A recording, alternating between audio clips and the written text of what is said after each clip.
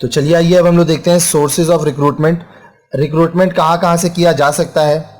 Having determined the qualification and experience required for various jobs involved, one has to search for the suitable persons and receive their applications.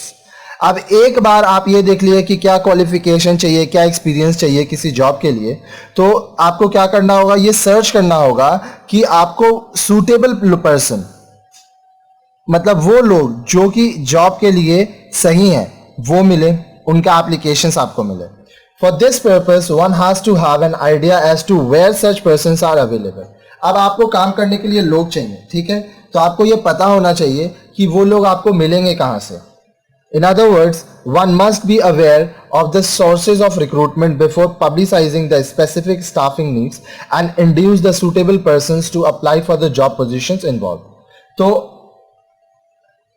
एक व्यक्ति को, जिसको लोग चाहिए उनके साथ काम करने के लिए, ये पता होना चाहिए कि रिक्रूटमेंट के लिए लोग उनको कहाँ से मिलेंगे, और फिर जब उनको लोग मिले तो जॉब के हिसाब से, जॉब पोजीशंस के हिसाब से लोग उनके यहाँ अप्लाई करें, और अगर वो सिलेक्ट होते हैं तो उनको नौकरी मिलेगा।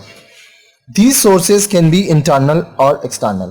अब ये इंटरनल सोर्सेज भी हो सकते हैं और एक्सटर्नल भी हो सकते हैं। तो चलिए पहले इंटरनल के बारे में पढ़ते हैं। Internal sources. In any business, existing employees expect that they will have chances of promotion and will be considered for higher positions before outsiders are considered. हर एक बिजनेस में जो एम्प्लॉय एग्जिस्टिंग है, मतलब आपके बिजनेस में जो पहले से काम कर रहे हैं, अभी काम कर रहे हैं, वो ये सोचते हैं, वो ये एक्सपेक्टेशंस रखते हैं कि जब बिजनेस में प्रमोशन का वक्त आएगा, आप वो जिस पोजीशन में काम कर रहे हैं, अगर उसके हायर पोजीशन में वैकेंसी होती है तो प्रमोशन पहले उनको मिले, फिर अगर उनसे वो पोजीशन फुल नहीं हो रहा है तब बाहरी लोगों को नौकरी दी जाए। Managers therefore may promote and transfer some of the existing employees to fill the vacant position. इसलिए जो मैनेजर्स होते हैं वो क्या करते हैं, जो लोग आपके यहाँ ऑलरेडी काम कर रहे हैं उन्हीं को प्रमोशन देते हैं या ट्रांसफर कर देते हैं जहां पर पोजीशन खाली होता है।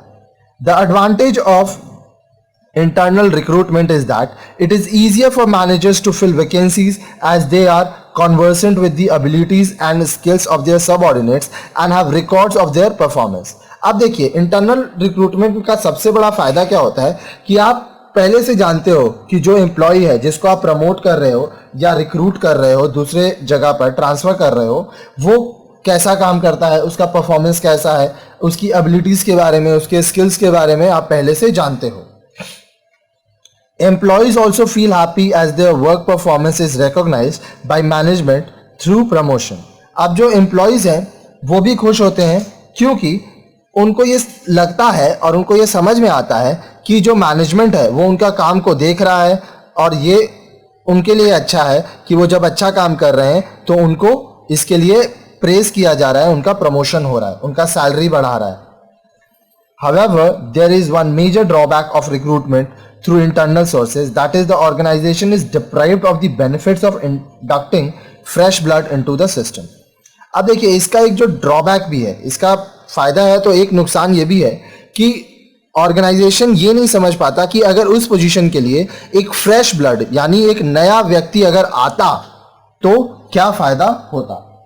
चलिए आइए अब हम लोग पढ़ते हैं एक्सटर्नल सोर्सेज के बारे में। All vacancies cannot be filled up within the organization। अब देखिए आपके ऑर्गेनाइजेशन में जितना भी वैकेंसीज है, जॉब वैकेंसीज, वो इंटरनल सोर्सेज से ही फिलअप नहीं हो सकते। Existing employees may lack the required skill, initiative and qualification needed for the jobs involve. अब जो लोग आपके यहाँ पहले से काम कर रहे हैं, ऐसा भी हो सकता है कि जो वैकेंसी है उसका जो रिक्वायरमेंट है उस हिसाब से उनका स्किल नहीं है, इनिशिएटिव नहीं है, क्वालिफिकेशन नहीं है। Hence, managers have to recruit some person from outside the organization। तो इस सिचुएशन में क्या होगा, जो मैनेजर है उसको अपनी ऑर्गेनाइजेशन के बाहर से लोगों को नौकरी पे रखना होगा। Not only the external recruitment provides a wide choice from among a large number of external candidates from which employees can be recruited। अब देखिए सिर्फ इतना ही बात नहीं है, जब आप रिक्रूटमेंट के लिए बाहर से लोगों को चुनना चालू करते हैं तो क्या होता है कि एक्सटर्नल कैंडिडेट्स बहुत सारे हैं अलग अलग क्वालिफिकेशन के, अलग अलग स्किल्स के, तो आपको ये ऑप्शन मिलता है कि आप उनको इंटरव्यू करें और उनको नौकरी दें. The workers and office employees at the lower level are often recruited from outside the organization. Lower level में जो वर्कर्स या ऑफिस एम्प्लॉयज होते हैं वो ऑर्गेनाइजेशन के बाहर से ही आते हैं. The various external sources of recruitment are as follows. अब देखिए एक्सटर्नल सोर्सेज क्या है जहां से आप लोगों को नौकरी दे सकते हैं. आइए उनके बारे में हम लोग एक एक करके पढ़ेंगे. सबसे पहला, media advertisement. You must have seen advertisement in newspaper about vacancies in an organization. अगर आप न्यूज़पेपर पढ़ते हैं तो आप वहाँ पे देखे होंगे कि किसी भी ऑर्गेनाइजेशन के लिए वहाँ पर जॉब वैकेंसीज रहता है. वहाँ पे लिखा हुआ रहता है कि किस तरह का जॉब वैकेंसी है, उसके लिए कैसे अप्लाई करना है. The advertisement contains details about the job, its nature, the qualification required to do the job, how to apply, etc. अब देखिए जो एडवर्टीजमेंट रहता है, विज्ञापन रहता है, उसमें क्या रहता है कि जॉब क्या है, किस प्रकार का जॉब है वो, उसके लिए क्या क्या क्वालिफिकेशन चाहिए, कैसे उस जॉब के लिए आप अप्लाई कर सकते हो, ये सारा इंफॉर्मेशन आपको उस विज्ञापन में मिल जाएगा.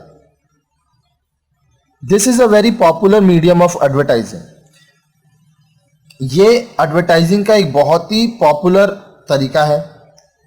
The job advertisements are also given in magazines, specialized employment magazines like Employment News, रोजगार समाचार etc.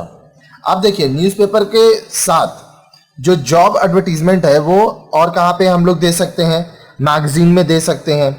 स्पेशलाइज्ड एम्प्लॉयमेंट मैगजीन निकलता है जैसे एम्प्लॉयमेंट न्यूज़, रोजगार समाचार, इसमें सिर्फ नौकरी के बारे में ही दिया रहता है.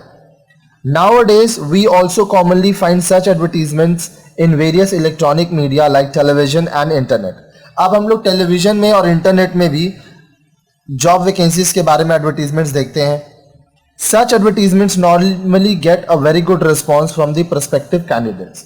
अब ये जो एडवर्टीजमेंट है इसमें क्या होता है, प्रोस्पेक्टिव कैंडिडेट कहने का मतलब जो लोग नौकरी खोज रहे हैं उनका अच्छा खासा रिस्पॉन्स आपको मिलता है. आगे देखिए, नेक्स्ट है एम्प्लॉयमेंट एक्सचेंज.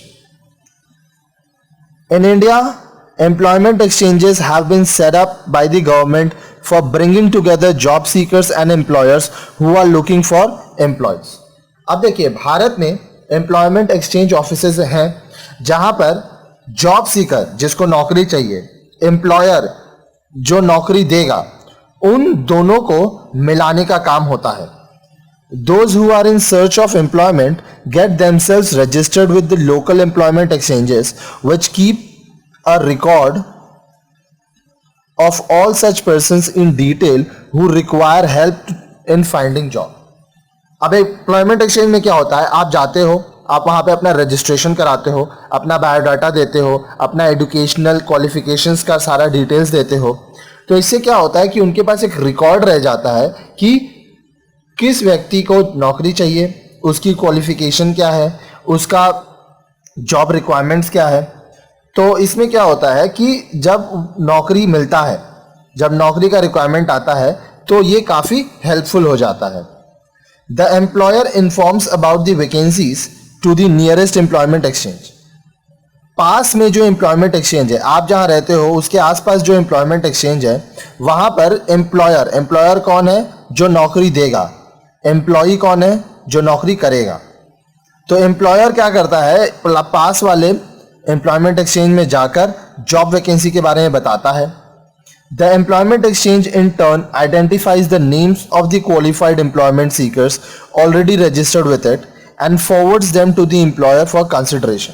अब एम्प्लॉयमेंट एक्सचेंज क्या करता है, एज पर द रिक्वायरमेंट वो ये चीज़ देखता है कि कौन कौन से लोग उसके पास रजिस्ट्रेशन कराए हैं, और फिर जो लोगों का क्वालिफिकेशन उस जॉब के हिसाब से निकलता है उनका डिटेल्स एम्प्लॉयर को फॉरवर्ड कर देता है. फिर एम्प्लॉयर क्या करता है, जो लोग नौकरी खोज रहे हैं उनको कांटेक्ट करता है. Thus, if you are seeking a job after passing the senior secondary exam, it would be better if you get yourself registered with an employment exchange. तो इसलिए अगर आप 12th का एग्जाम पास किए हैं सीनियर सेकेंडरी का, तो उसके बाद क्या होता है कि आप जाके एम्प्लॉयमेंट एक्सचेंज में अपना रजिस्ट्रेशन करवा सकते हैं. It may forward your name to the prospective employers, keeping in view the suitability of the job as per your qualification. अब देखिए, जो लोग नौकरी देना चाहते हैं उनके पास भी आपके क्वालिफिकेशन के हिसाब से डिटेल्स फॉरवर्ड की जाती हैं, ताकि जो एम्प्लॉयर्स हैं वो आपको डायरेक्टली कांटेक्ट कर लें और आप नौकरी को कर सकें. आइए नेक्स्ट देखिए, एजुकेशनल इंस्टीट्यूशन. अब नेक्स्ट आपको क्या जरिया है, आप एजुकेशनल इंस्टीट्यूट में जाएंगे, वहाँ बच्चे पढ़ने आते हैं, तो वहाँ से भी आपको वो लोग मिल जाएंगे जो नौकरी की तलाश में हैं. Nowadays, companies, big organizations maintain a close liaison with the universities, vocational institutes and management institute for recruitment of their staff. आज के दिनों में क्या होता है, जो कंपनीज होते हैं, बड़े बड़े ऑर्गेनाइजेशंस होते हैं, वो universities, vocational institutes, management institutes, इन लोग के संग कांटेक्ट में रहते हैं, ताकि इनको जो स्टाफ चाहिए वो यहाँ से इनको मिल जाए. As and when the need arises, the companies send one or more of their senior executives to the institutions of repute, imparting such professional and technical education to students. जैसे ही कंपनी में कोई vacancy आता है तो company क्या करता है, अपने एक या एक से अधिक जो उनके सीनियर एग्जीक्यूटिव्स होते हैं उनको इंस्टीट्यूट्स में भेजते हैं. रेपुटेटेड इंस्टीट्यूट्स जहाँ पे पढ़ाई अच्छी सी होती है, वहाँ पे प्रोफेशनल एजुकेशन और टेक्निकल एजुकेशन मिलती है स्टूडेंट्स को, उनको वो अप्रोच करते हैं और अगर स्टूडेंट उनके जॉब रिक्वायरमेंट्स के हिसाब से मिलता है तो उसको नौकरी दी जाती है. Next, these executives take the interview of the interested candidates and select the suitable candidates as per their requirements. वो कैंडिडेट्स, यहाँ पे कैंडिडेट्स कौन हुए, स्टूडेंट्स, वो कैंडिडेट्स जिनको नौकरी की तलाश है, जो इंटरेस्टेड हैं, उनका इंटरव्यू होता है और सूटेबल कैंडिडेट्स, जो कैंडिडेट्स जॉब रिक्वायरमेंट को फुलफिल करते हैं, उनको नौकरी दी जाती है. This process is very popular as campus interview and is found to be an effective source of recruitment of managers, engineers, technicians for many companies on a regular basis. अब ये जो तरीका है इसको कैंपस इंटरव्यू के नाम से जाना जाता है और ये बहुत ही ज़्यादा इफेक्टिव होता है मैनेजर्स, इंजीनियर्स, टेक्नीशियंस के जॉब रिक्वायरमेंट के लिए स्टूडेंट खोजने में. नेक्स्ट जो तरीका है वो है unsolicited applications. Those looking for jobs often apply on their own initiative. अब कुछ लोग ऐसे होते हैं जिनको नौकरी चाहिए तो वो खुद से अप्लाई कर देते हैं. They assume that certain vacancies are likely to arise and apply without references to any job advertisement. उनको लगता है कि हाँ, इस कंपनी में ये वैकेंसी हो सकता है, ये पोस्ट खाली हो सकता है, तो बिना किसी एडवर्टीजमेंट के, बिना किसी रेफरेंस के वो वहाँ पे अप्लाई करते हैं. Managers keep a record of such applications and contact the suitable candidates when they need them.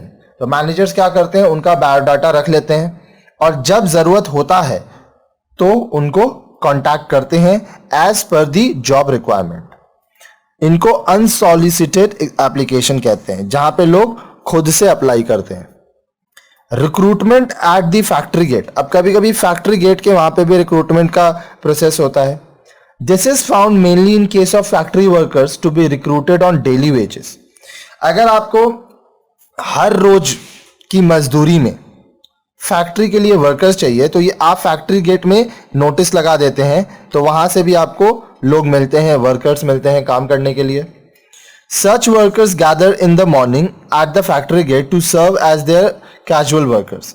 ये लोग क्या करते हैं, सुबह सुबह फैक्ट्री के गेट के पास इकट्ठे होते हैं और कैजुअल वर्कर कौन होते हैं, जो आपके कंपनी के परमानेंट वर्कर नहीं है, अभी काम का जरूरत है तो वो लोग आके आपके लिए काम कर रहे हैं और उन लोगों को डेली पेमेंट होता है. Very often existing regular employees go on leave and their vacancies are filled up by recruiting at the factory gate. अब देखिए, जो आपके रेगुलर एम्प्लॉयज हैं, बहुत बार ऐसा होता है कि वो लोग छुट्टी पे जाते हैं, तो उनका जो काम है वो कोई ना कोई तो करेगा. तो उस केस में फैक्ट्री गेट के थ्रू बहुत सारी रिक्रूटमेंट्स होती हैं जो कि कैजुअल वर्कर्स होते हैं. These casual workers, having served in the factory for some time, may be considered as regular employment at some stage. अब मान लीजिए किसी फैक्ट्री में आप रेगुलरली कैजुअल वर्कर की तरह काम कर रहे हो और आपका काम अगर सही रहा, अच्छा लगा, तो आपको रेगुलर वर्क वहां पे मिल सकता है. फिर है रेफरल्स. अब रेफर करना, मान लीजिए आपको नौकरी की जरूरत है. अब मेरे पास नौकरी है, मेरे फ्रेंड को या किसी जान पहचान में किसी को एक एम्प्लॉय चाहिए, तो मैं आपको रेफर कर दिया कि भाई आप इससे बात कर लो, इनको भी नौकरी चाहिए, अगर सब कुछ सही बैठता है तो आप इनको नौकरी दे दीजिए. तो इसको रेफरल कहते हैं. Quite often the management gets reference about interested workers from different sources like worker unions, previous employees, existing employees, clients of the organization, etc. बहुत बार ऐसा होता है कि मैनेजमेंट को रेफरेंस दिया जाता है किनके बारे में, कि जो वर्कर्स इंटरेस्टेड है काम करने के लिए. ये रेफरेंस देता कौन है? वर्कर्स यूनियन देता है. जो लोग आपके यहाँ काम करते थे अब नहीं कर रहे हैं वो देते थे. आपके जो एग्जिस्टिंग एम्प्लॉय है जो आपके यहाँ काम कर रहे हैं वो भी रेफरेंस देते हैं. या जो आपके ऑर्गेनाइजेशन के क्लाइंट्स हैं वो भी बोलते हैं कि हाँ आप XYZ को अपने यहाँ काम पे रख सकते हो. These sources are important because their recommendations are made by people who are associated with the organization and are fully conversant with its requirement. अब देखिए ये जो सोर्स है रेफरल का, ये बहुत ही इंपॉर्टेंट है क्योंकि ये रेफरल आपको मिलता कहाँ से है? उन लोगों के साथ जो ऑलरेडी आपके ऑर्गेनाइजेशन से जुड़े हुए हैं. साथ ही साथ जो लोग आपके ऑर्गेनाइजेशन से जुड़े हैं उनको रिक्वायरमेंट के बारे में अच्छे से पता है, तो वो एज पर द रिक्वायरमेंट लोगों को रेफर करते हैं. Sometimes we also receive recommendations from our friends, relatives to employ persons known to them. कभी कभी क्या होता है, हमारे जो फ्रेंड्स होते हैं, रिलेटिव्स होते हैं, वो भी हम लोगों को रिकमेंड करते हैं कि आप इस इंसान को जॉब में रख सकते हो. But one should be very much caution while considering such recommendation. लेकिन ये ध्यान दीजिएगा कि अगर आपको आपके फ्रेंड्स या रिलेटिव्स से कोई रिकमेंडेशन मिल रहा है तो उस पर आप अच्छे से पहले इंटरव्यू लीजिए और अगर आपके रिक्वायरमेंट के हिसाब से वो आदमी है तभी उसको नौकरी दीजिए. Next, private employment agencies. अब देखिए कुछ एम्प्लॉयमेंट एजेंसीज भी होती हैं, इनको कंसल्टेंसीज भी कहा जाता है. ठीक है. In urban areas, a number of private organizations have started functioning as employment agencies. अब देखिए जो अर्बन एरिया होता है, ठीक है, शहरी इलाका, वहां पे बहुत सारे प्राइवेट ऑर्गेनाइजेशंस होते हैं जो एम्प्लॉयमेंट एजेंसीज खोल के रखे हैं. वहां पे लोग जाते हैं.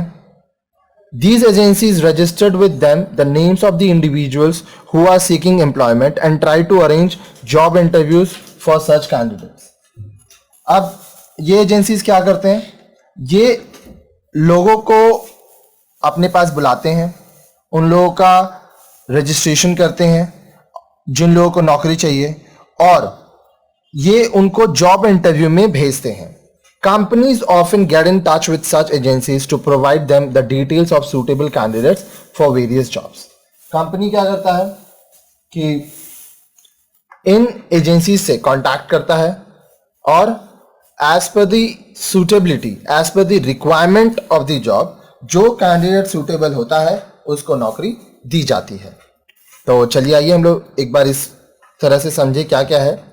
External sources of requirement, media advertisement होता है, एम्प्लॉयमेंट एक्सचेंज है, एजुकेशनल इंस्टीट्यूट है, अनसॉलिसिटेड एप्लीकेशन है, recruitment at factory gate, referrals, private employment agencies. ये सारे सोर्सेज से आपको लोग मिलते हैं जो आपके लिए काम करते हैं.